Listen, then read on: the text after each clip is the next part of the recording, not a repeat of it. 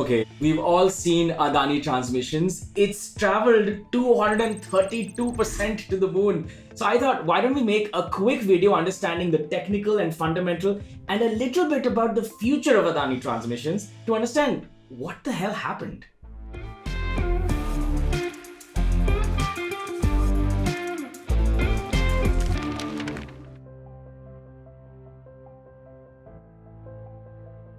So Adani Transmissions is part of the Adani Group, and it's become the second most valuable company in that group.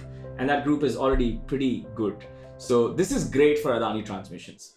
Also, from 27th May, this company will be included in the MSCI index, which resulted in about $285 million entering this company. Usually, when companies are announced to be entered into some kind of index, they usually rally. But this rally was crazy. So let's start with the CAGR. If you see the 5-year and 3-year CAGR, they're around 120%. But last 1 year is 744%. दैवी प्रसादाय नमः पैसाय नमः रुपयाय नमः ये क्या बाबू भैया? First, let's talk about their business model.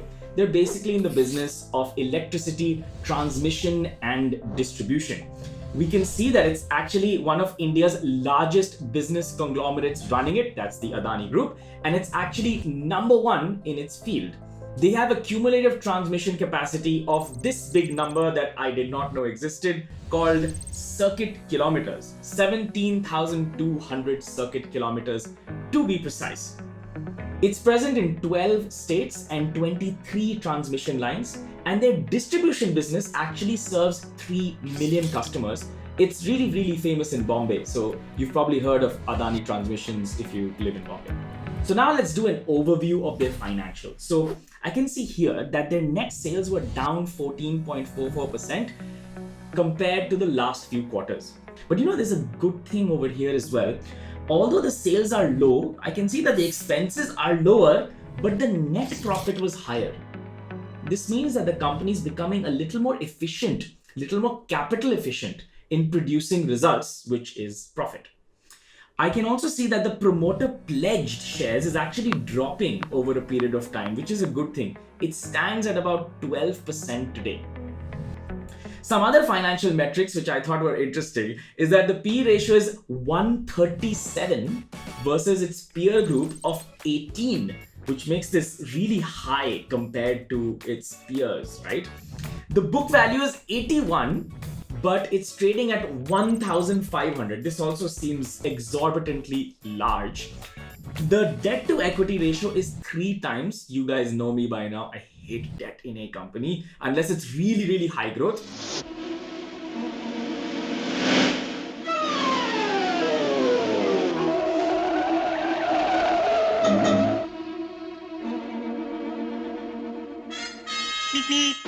And the ROC is 11.6%, which is not really high.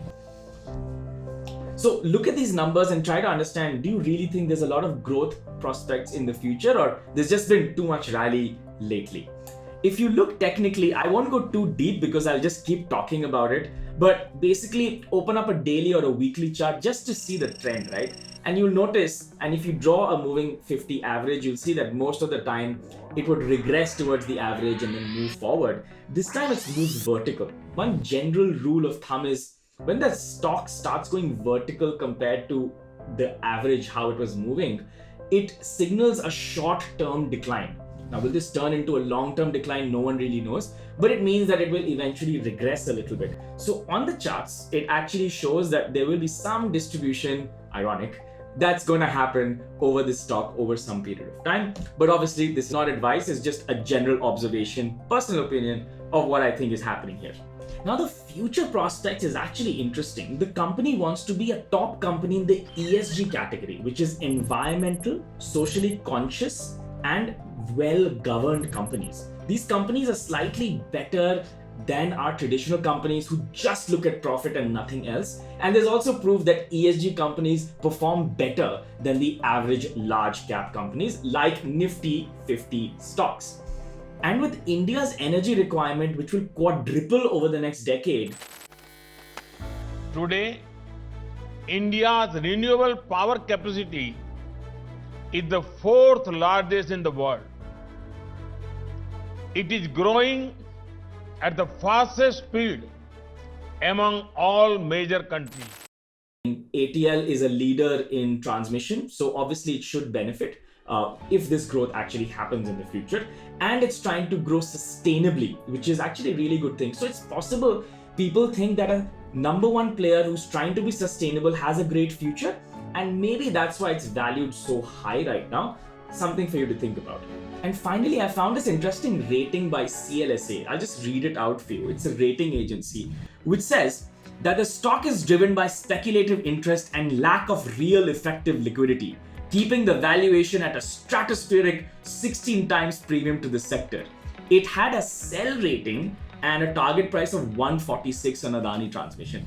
Of course, I'm picking one single agency, but I thought that was an interesting description over what's happening. If you thought this short was interesting and you want us to actually review the Adani Group versus just one company, put it in the comments below. Hope you like this. If you want to learn how to perform proper fundamental analysis and create a portfolio, check out some courses we have on LearnApp. And of course, don't forget to subscribe on our channel so you can see more videos that we're pushing out. Thank you and goodbye.